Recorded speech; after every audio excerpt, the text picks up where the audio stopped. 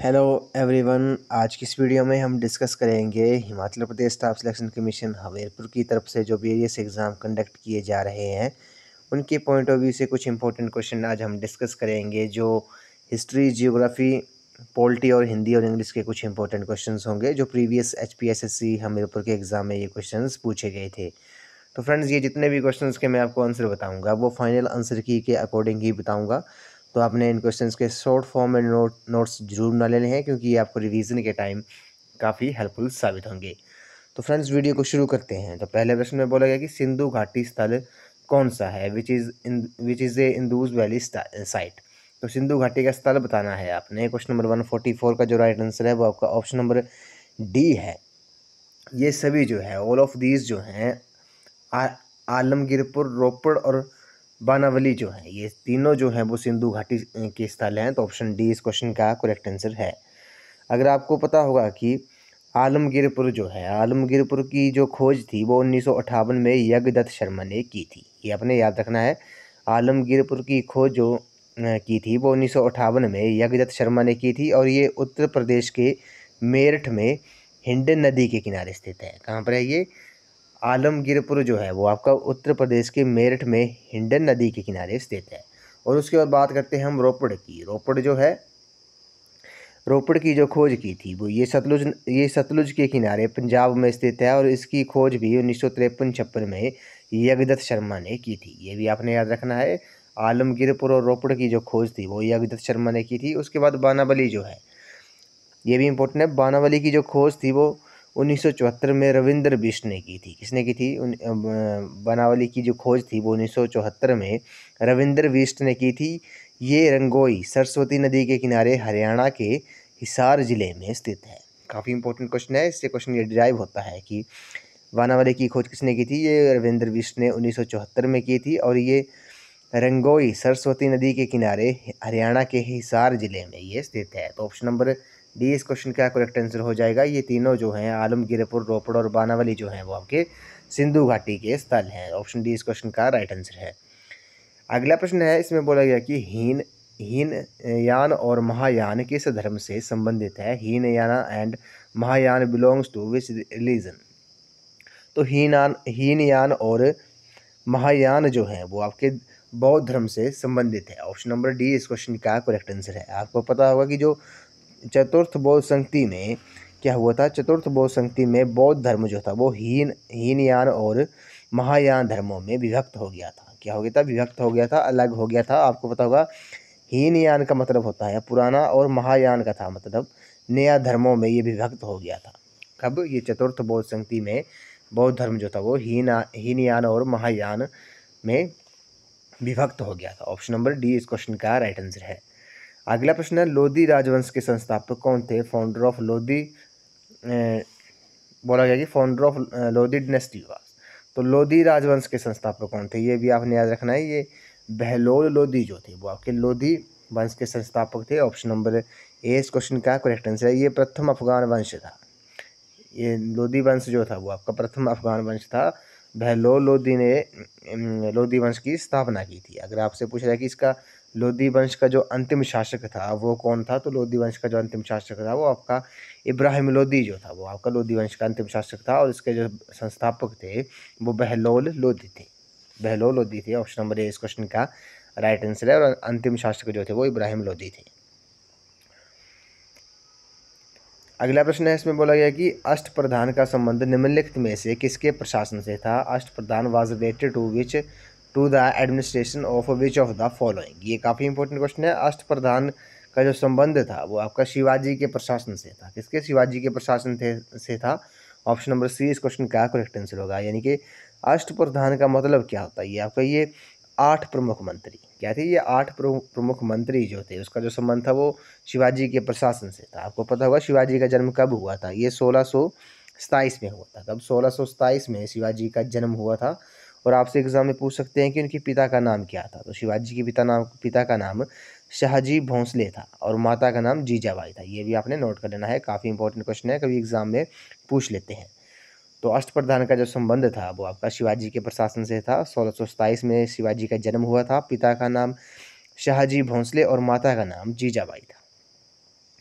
Next question पे चलते हैं। इसमें बोला गया कि निम्नलिखित में से किसने राजधानी का स्थानांतरण कलकत्ता से दिल्ली किया? Which of the following shifted the capital from Calcutta to Delhi?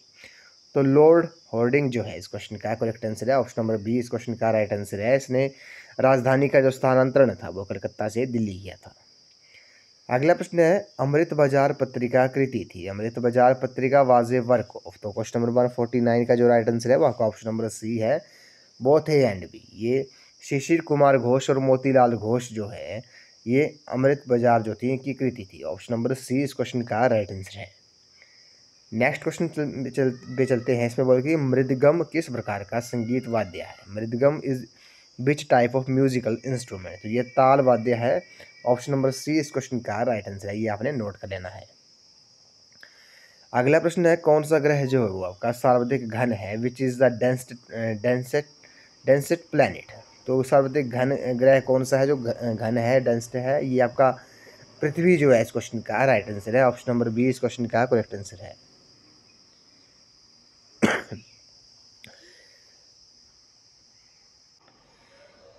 तो सबसे जो घन ग्रह है ये आपका पृथ्वी है। अगर आपसे पूछा जाए कि सबसे चमकीला ग्रह कौन सा है, सबसे अधिक चमकीला ग्रह आपका शुक्र ग्रह है।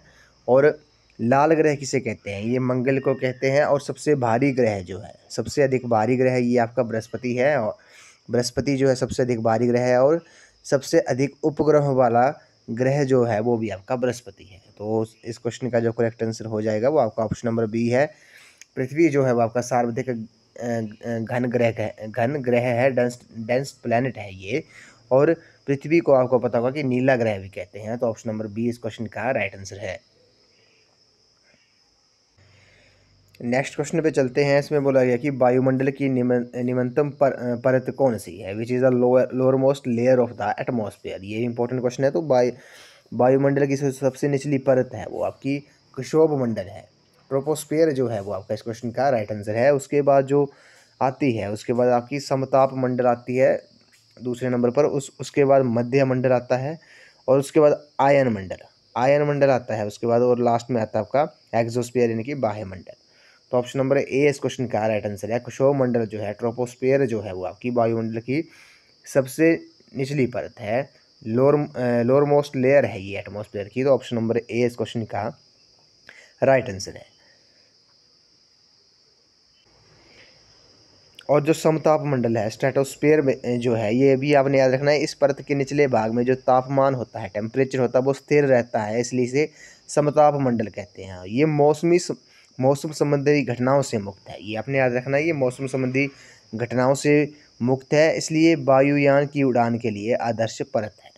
तो जो वायुयान होते हैं वो आपके समताप मंडल में उड़ते हैं। तो ऑप्शन नंबर ए इस क्वेश्चन का राइट आंसर है। वायुमंडल की सबसे जो निचली परत है वो आपकी क्षोभमंडल है, ट्रोपोस्फियर है। और मौसमी संबंधी घटनाओं से मुक्त जो आपकी परत है वो आपकी समताप मंडल है। और वायुयान के उड़ने के लिए भी ये आदर्श परत है। कौन सी? समताप मंडल। नेक्स्ट क्वेश्चन है, अलास्का महासागर धारा का संबंध कौन से महासागर से है? Alaska ocean current is related to which ocean? तो इस क्वेश्चन का जो करेक्ट आंसर है वो आपका ऑप्शन नंबर ए है, पैसिफिक ओशन जो है, प्रशांत महासागर जो है इस क्वेश्चन का राइट आंसर है। अगला प्रश्न है। इसमें बोला गया कि मणिपुर का उच्चतम शिखर है। Which is the highest peak of Manipur? तो खयांग जो है इस क्वेश्चन का राइट आंसर है। ऑप्शन नंबर ए इस क्वेश्चन का करेक्ट आंसर है। अगला प्रश्न है, कौन से भारतीय राज्य का बृहत विस्तार वन्य है? Which Indian state has the largest area under forest? तो मध्य प्रदेश जो है इस क्वेश्चन का राइट आंसर है। मध्य प्रदेश स्टेट का जो बृहत विस्तार है वो वन्य है, लार्जेस्ट एरिया अंडर फॉरेस्ट है। तो ऑप्शन नंबर ए इस क्वेश्चन का करेक्ट आंसर है। आपको पता होगा मध्य प्रदेश की जो कैपिटल है वो भोपाल है। अगला प्रश्न है, भारतीय संविधान का कौन सा भाग संघ तथा राज्यों के बीच राजस्व के बंटन से संबंधित है? Which part of Indian constitution deals with distribution of revenue between union and states? तो भाग 12 जो है, पार्ट 12 जो है इस क्वेश्चन का राइट आंसर है। अगला प्रश्न है, संसद का स्थायी सदन कौन सा है? Which is the permanent house of parliament? तो राज्यसभा जो है इस क्वेश्चन का राइट आंसर है। ये संसद का स्थायी सदन होता है। परमानेंट हाउस ऑफ पार्लियामेंट जो होता है वो आपका राज्यसभा होता है, इसे स्थायी सदन कहते हैं। ऑप्शन नंबर सी इस क्वेश्चन का करेक्ट आंसर है। और इसे उच्च सदन भी कहते हैं, हाउस ऑफ एल्डर्स भी कहते हैं राज्यसभा को। इसकी जो अधिकतम संख्या है सदस्यों की वो 250 है। और इसके जो सभापति होते हैं वो उपराष्ट्रपति होते हैं। सभापति जो होते हैं वो आपके उपराष्ट्रपति होते हैं। प्रेजेंट में उपराष्ट्रपति कौन है भारत के? जगदीप धनखड़ है। 14वें उपराष्ट्रपति हैं ये। ऑप्शन नंबर सी इस क्वेश्चन का राइट आंसर है। अगला प्रश्न है, बहुजन समाज पार्टी का गठन किस वर्ष में हुआ था? Bahujan Samaj party was formed in which year? तो बहुजन समाज पार्टी का जो गठन हुआ था वो कब हुआ था? वो आपका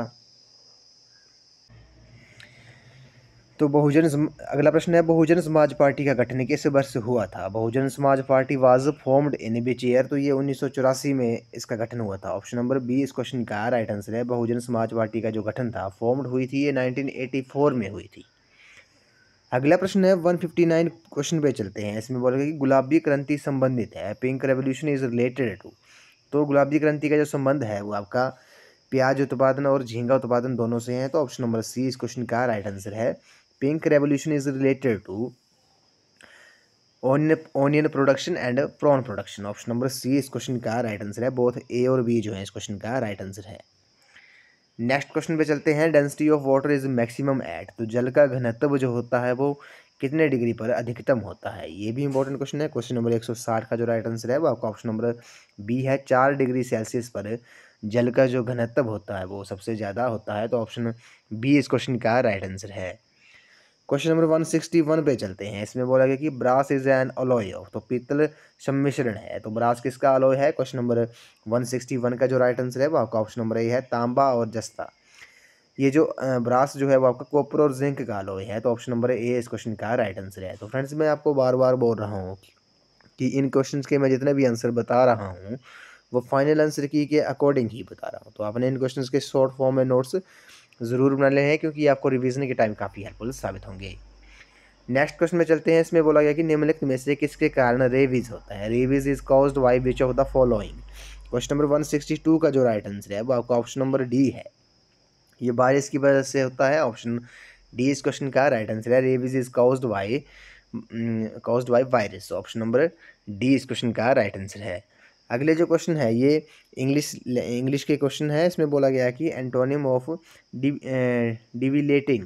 तो ऑप्शन नंबर 163 का जो राइट आंसर है वो आपका ऑप्शन नंबर ए है। ऑप्शन नंबर ए इस क्वेश्चन का राइट आंसर हो जाएगा।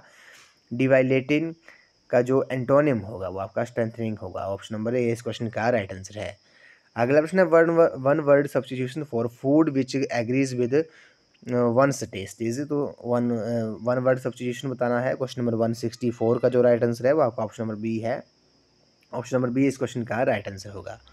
अगला है जस्ट ट्राई डैश इट। तो जस्ट ट्राई डैश इट, इसमें ब्लैंक में क्या आएगा? इस क्वेश्चन का जो राइट आंसर है 165 का वो आपका ऑप्शन नंबर सी है, to do. Just try to do it. अगला प्रश्न है, इसमें बोला गया कि meaning of the idiom to give get the word is. इसका मीनिंग बताना है इडियम का। क्वेश्चन नंबर 166 का जो राइट आंसर है वो आपका ऑप्शन नंबर सी है, to send away. Option C इस क्वेश्चन का राइट आंसर है।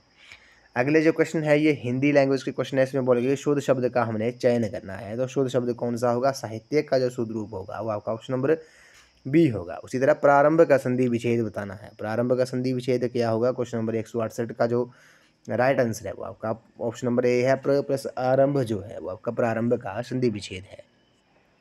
अगला है देश रत्न में कौन सा समास है? देश रत्न में कौन सा समास है? ये आपका तत्पुरुष समास है। ऑप्शन नंबर बी इस क्वेश्चन का राइट आंसर है। इस वीडियो को लास्ट क्वेश्चन है, हत्या का विशेषण क्या होगा? हत्या का विशेषण आपका हत्यारा होगा।